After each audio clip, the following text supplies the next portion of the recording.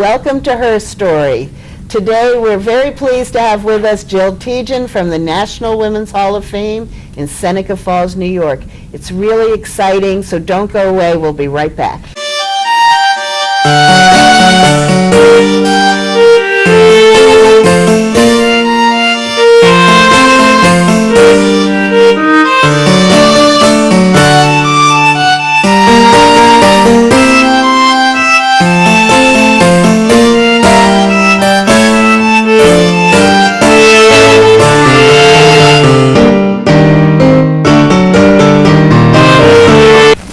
Hi, welcome to another episode.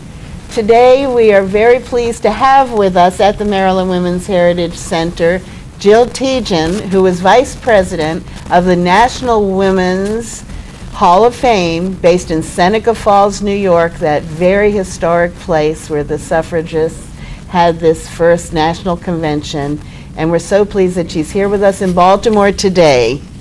Welcome, Jill. Well, thank you. It's such a privilege to be here. What we wanted to share today is the work that you're doing and what the National Women's Hall of Fame does, and also talk a little after that about your book, which is Her Story. Yes. And we are so thrilled about that because, as you know, our motto for the Maryland Women's Heritage Center is adding her story to his story to tell our story. Well, I saw that when I was at the center today, and it's so wonderful for me. And I also saw the woman who is the catalyst for all of the work that I've done with the National Women's Hall of Fame. And who is that? And that's Admiral Grace Murray Hopper, who I nominated for the National Medal of Technology. I actually received it on her behalf from the first President Bush at the White House Rose Garden in 1991. And she was my first successful nominee to the National Women's Hall of Fame. That's wonderful. Which was in 1994. Yes. And I've been at every induction since 1994, and then I've been on their board of directors since 2009.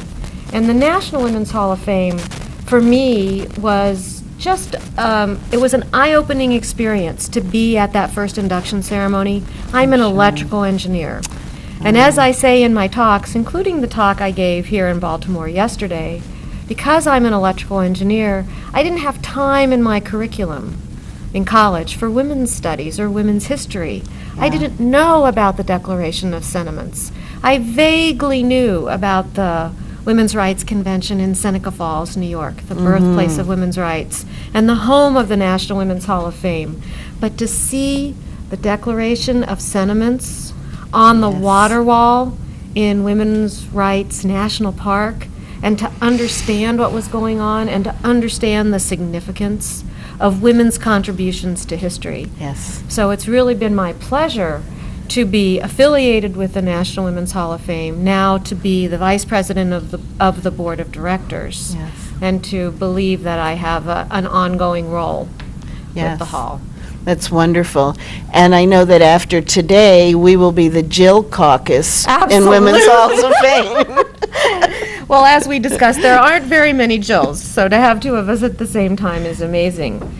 Admiral Hopper was also, as I said, the catalyst of my learning about historical women in science and technology, which then led to my learning about historical women in education as abolitionists, as suffragists, as politicians, in every walk of life, that then led to the publication of my book, which is called Her Story, A Timeline of the Women Who Changed America. And as I actually mentioned to you a little bit earlier, that was not Charlotte's and my working title for the book, which was very similar actually to your tagline. Our working title was Weaving Her Story into History, because what you have here is that it's so important to add women's stories. Women are ignored. And invisible. They are invisible. They are forgotten. Their contributions are minimized. Women did amazing things that are very important, and we need to tell her story so that, you're right, it does become integrated into history so that it becomes our story, because the little girls and the little boys, as well as those of us that are a little bit bigger, also need to know that women contributed to history. Yeah, and not I think just it's men. very inspiring for girls, and it's also very inspiring for boys who have mothers and grandmothers and aunts and sisters and ultimately become dads with daughters. And I think that they understand our motto of adding her story to his story to tell our story, that what we're about is making history complete, and it includes all of us, and that we're hopefully shaping a more equitable future. Which, of course, is what we all want. And interestingly enough, I'm just thinking of some of the women that are here in your Maryland's Women's Hall of Fame, as well as in my book, and in the National Women's Hall of Fame. And you think about Rachel Carson, Yes. for example, and what she did with her book in 1962, Silent Spring, which is credited with leading to Earth Day in 1970, which is the renaissance of the entire Environmental movement. Absolutely. And that was a woman. Yes. And so it's important to understand that women made contributions. I saw Martha Costin over there. Yes. Martha Costin invented a signal flare. And I grew up in Hampton, Virginia, Okay. right on With the their- body of water called the Hampton Roads, which is where the Battle of the Monitor and the Merrimack were, and they used Martha Costin's flares, signal flares, during the Battle of the But Monitor. certainly no one knew who had created those. Absolutely not. I just found out this past week that the person who initiated having curb cuts for people with disabilities and reserved parking spaces For handicap. for people with disabilities was also a woman. Had no idea, you don't ever think about that there's a genesis for things like that, for the flares or for the curb cuts. You kind of take them for granted once they're in use, but not to realize that a person initiated them, and to find out that in both cases it was a woman. Absolutely. And you're reminding me of Lillian Muller-Gilbreth, the mother of 12, and we're familiar with her from Cheaper by the Dozen. Absolutely, we know that. And they had 12 children on purpose so that they could test their theories of industrial engineering. They're credited, Frank and Lillian Gilbreth are credited as two of the founders of the field of industrial engineering. When you see a trash can that has that foot lever on the bottom, that's Lillian Gilbreth. When you open your refrigerator and you see the meat drawer, and you see the humidifying drawers, and you see the egg holder, and you see the butter dish, that's Lillian Muller-Gilbreth. And again, we take those things for granted in modern appliances, but we have no idea that it was initiated. Each of those things was initiated by a woman. Exactly. One more example of a scientific and technical woman, Mary Engel Pennington, who was actually called the Ice Lady, because she went Love it. around to markets in the late 1800s and early 1900s and encouraged the vendors to put their fish and eggs and poultry on ice to keep it sanitary. And fresh. People were dying from Absolutely. milk that spoiled and eggs that were not properly handled. She developed the egg carton. Yeah. And what I tell my audiences when I speak is that I have a homework assignment for them. And when they see their Thanksgiving turkey, they are to say, "Thank you, Mary Engel Pennington." She had 6 patents for the safe handling of milk, eggs, fish, and poultry. And she devised the Exceptional. refrigeration car that allowed food to be transported across the country. So where the turkeys were grown and then processed, they could then be shipped to our grocery Safely. stores. Safely, They could finally. be handled safely, processed safely, shipped safely, so we could have Thanksgiving turkeys. Which is marvelous. And we're almost at Thanksgiving now. And we're almost We at have a lot to be Thanksgiving now. thankful for. I wanted to mention also, since you were talking about women who are in the Maryland Women's Hall of Fame and in the National Women's Hall of Fame, Rita Caldwell, Absolutely. who is a wonderful Maryland woman, and who was the first and only woman to be head of the National Science Foundation. Foundation, And she is really the international authority on waterborne pathogens and has received all kinds of international awards to help prevent similar kinds of Right. disease Right. to what you're citing here. Right. Well, her story, A Timeline of the Women Who Changed America, starts in 1587, goes now, the paperback, through 2011. There are over 850 women in the book, each of which has an image, actually a beautiful image. Our graphic designer was phenomenal, and a little discussion about their accomplishment. And something going back to something that you said earlier, it's not just the young girls and the young boys who find something of interest in it. So many women have said to me when they see the book that it actually provided them with validation to know that women had made these kinds of accomplishments. And we're talking everything from Grandma Moses, who started painting when she was 77, to Julia Taymor, who did the masks and the whole concept for The Lion King. So it's that range of accomplishments. Yes. From Virginia Dare, who was born in 1587 in what became North Carolina, through an amazing array of accomplishments. One of my favorites, and I have many favorites, in sure. addition to Edna Almost Hopper, everyone in the book, almost I'm everyone is sure. my favorite. In 2007, Drew Gilpin Faust became the first female president of Harvard University. Harvard University was founded in 1636. So it only took almost Few 400 years. Well, speaking of the 1600s, I don't know if you included Margaret Brent in your Margaret book. Brent is absolutely in my book. Okay. And I have a talk that I give where I talk about women's voting rights. And I talk about Margaret Brent because she actually petitioned the legislature That's in right. Maryland twice For 2 votes. for votes. And of course, that- One as a woman and one as a landowner. And she was, at the time, running our colony. exactly. However, she was not permitted to vote. Let's take a little break now, and then we'll come back and talk some more. I went to my first meeting at the White House as the Democratic leader of the House of Representatives. And I wasn't having any apprehension about the occasion because I'd been to the White House many times as an appropriator, as an intelligence committee person. So I didn't even think about being apprehensive. When I went into the meeting, when the door closed behind me, then I saw the President, the Vice President, and the other leaders of Congress, House and Senate, Democratic and Republican. I realized that this was unlike any meeting that any woman had ever been to before in the White House. Not only me, but any woman. But I was there with not my presence there to ride from the President's appointment, but as a representative of my caucus. And as I sat down, and President George W. Bush, ever gracious and welcoming, while he was speaking, at my chair, I felt very closed in. Very closed in. I didn't know what was happening, and I could vaguely pay attention to what he was saying.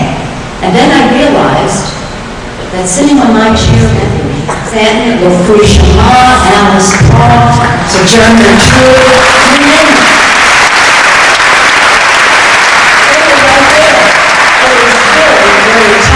Imagine what the president must have been thinking at the time as I was squeezing in that room for them and others. And then I could hear him say, at last we have a seat at the table.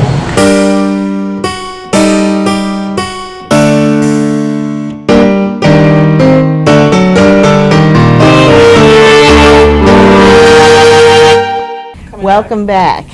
We're talking with Jill Tietjen, who is the Vice President of the National Women's Hall of Fame and the author of her story, which we hope everyone will want to go out and read. We certainly are going to. The Hall of Fame, some of us went there 2 years ago when our own state Senator Barbara Mikulski was inducted into the National Women's Hall of Fame. And we have about a dozen Maryland women who are in the National Women's Hall of Fame, and most of them are also in our Maryland State Women's Hall of Fame. This year, there was one Maryland woman of whom we are very proud and who's very involved with our center, Dr. Bernice Sandler, who we call Bunny Sandler, and one who grew up in Maryland and whose family was very intimately involved in the politics of Maryland, Representative Nancy Pelosi, whose family includes mayors of Baltimore and every level of politics. So she went to California with a lot of experience. So although she's California inducted, she certainly grew up in our state. Could you talk a little more about the Hall of Fame induction, how these people are selected, and what that fabulous induction weekend is like?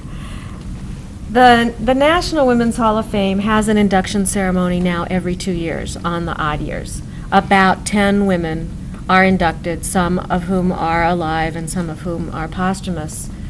And the selection criteria basically relate to the lasting significance of their areas of accomplishments. And what I have found, I've been at every induction ceremony since 1994. And they are one of the most inspiring events, and maybe the most inspiring event that I've ever been to be able to see the women who are alive, as well as the legacy Yes. of the women who are already deceased, and to understand, for example, this year I had nominated Emma Willard.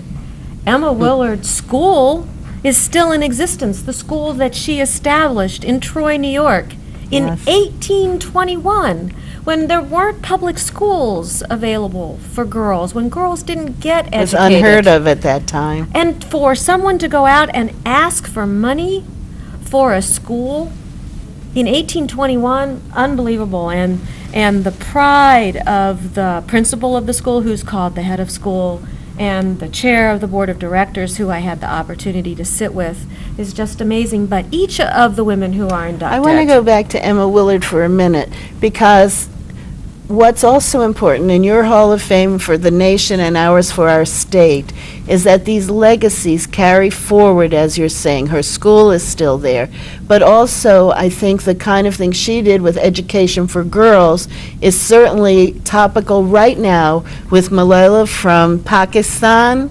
struggling for girls to get an education and having been shot just because of wanting to have girls to have an education. So these legacies really carry through to the present day.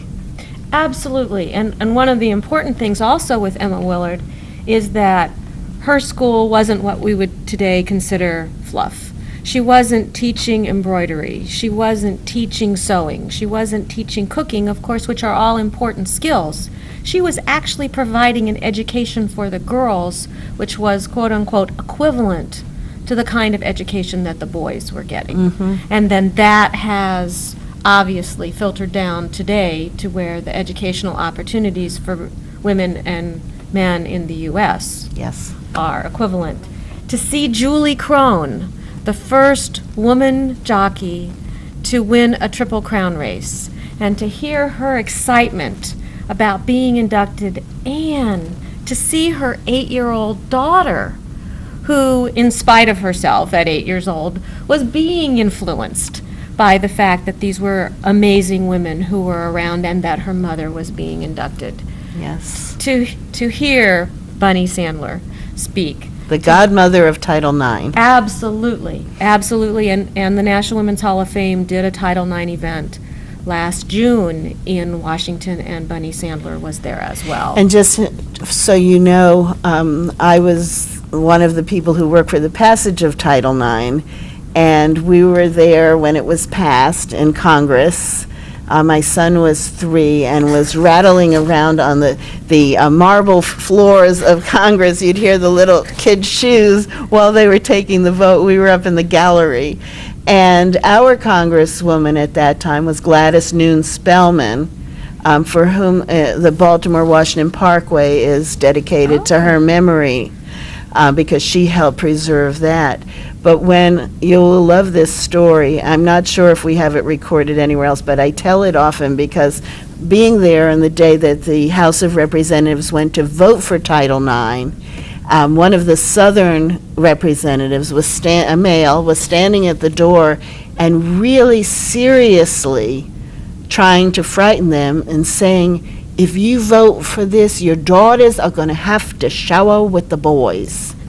And Gladys Noon Spellman, knowing this vote was important, decided to diffuse what he did, and she stationed herself on the other side of the same door, and she said, right, and it's retroactive, you'll get to shower with the girls.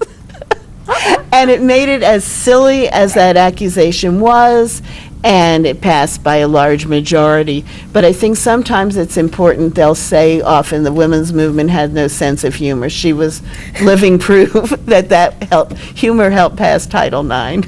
Yes, that was really wonderful and, of course, very important. Yes, and it brings us back to why your book is so important and why we really want to know a little more about it and hopefully encourage people to read it and learn more about her story. Well, thank you. Her story, A Timeline of the Women Who Changed America, profiles, and I guess that's the appropriate word, more than 850 women in U.S. history from 1587, and now that the paperback is out, through 2011. And it's women across all areas of life. And one of the things that we did was we put 2 indexes in the back of the book. One is alphabetical, and in the paperback version, there are birth and death dates for everyone for which it's appropriate. And there's a professions index. So if someone is working with a young woman who says, there's never been a woman governor, there's never been a woman architect, there's never been a woman television producer, there's never been a woman fill in the blank, whatever it is, you just go to the index at the back of the book. And look for that field. And you look for that field, and we have entrepreneurs, and we have educators, and we have abolitionists and suffragists, and we have governors Excellent. and Nobel laureates and artists and television producers. That makes it such a great reference for schools and libraries to have. I can't imagine any one of them shouldn't have it. Every you think that every school and library should have this book for a reference, as well as on their coffee table, as you said. Absolutely. And that's very important, because finding these women is the difficult part. And once you have this book in your hands, you do know the early golfers and the early educators and the early business executives. And by the way, our first female Secretary of State, Madeleine Albright, Yes. wrote the foreword Oh, marvelous. to our book. And did she wear her pin? Actually, I've seen the display, the museum display of her pins. I'm sure she's wearing a pin. At any given moment. At any given moment. The picture that we used actually has her sort of in profile for the forward, so I will have to look, actually, Yeah. to see which pin she's wearing in that That'll be profile. interesting. Have you seen the book that we have for the state of Maryland on women of achievement in Maryland history? I don't think I've seen that one And we'll yet. have to share that with you as well. And that was written through certain fields of endeavor. So there's a section that deals with civil rights, education, the arts, different areas divided that way, and has some narrative about each of those fields of endeavor or social and political achievements, and then women who were achievers in those areas. Oh, that's So, a wonderful way to break it out. Yes, I think you'll enjoy that too. We'll make sure you get that. Perfect. That's wonderful. And we have just so much enjoyed talking with you. We're going to take a little break.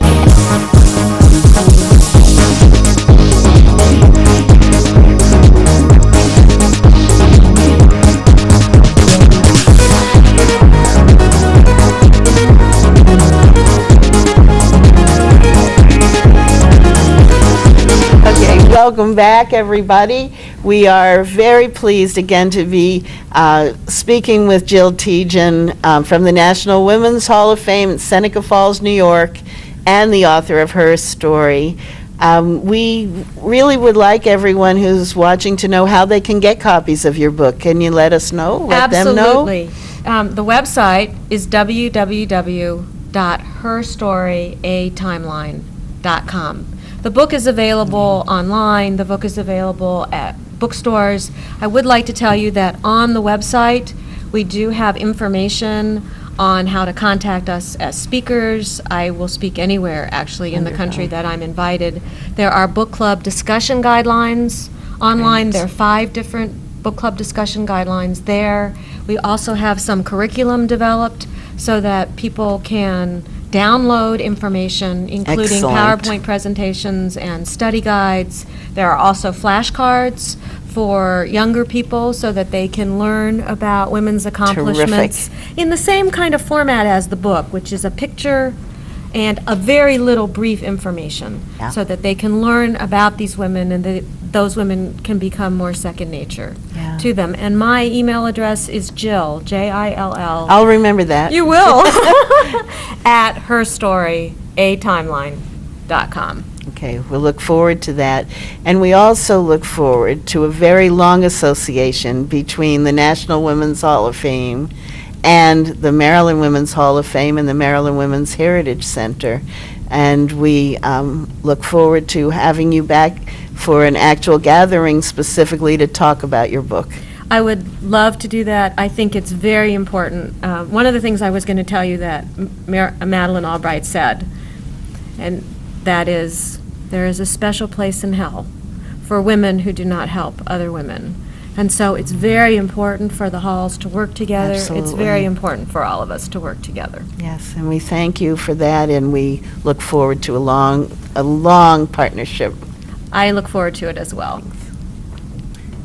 We thank you for being here with us today, and we look forward to your return to Maryland in the near future. Thank you for all the advocacy and writing that you've done to really recognize and preserve these stories of the contributions of such wonderful women. So that's it today for Her Story. We've been enhanced by having Jill Tietjen with us because she really knows about her story, and we hope you'll join us next time.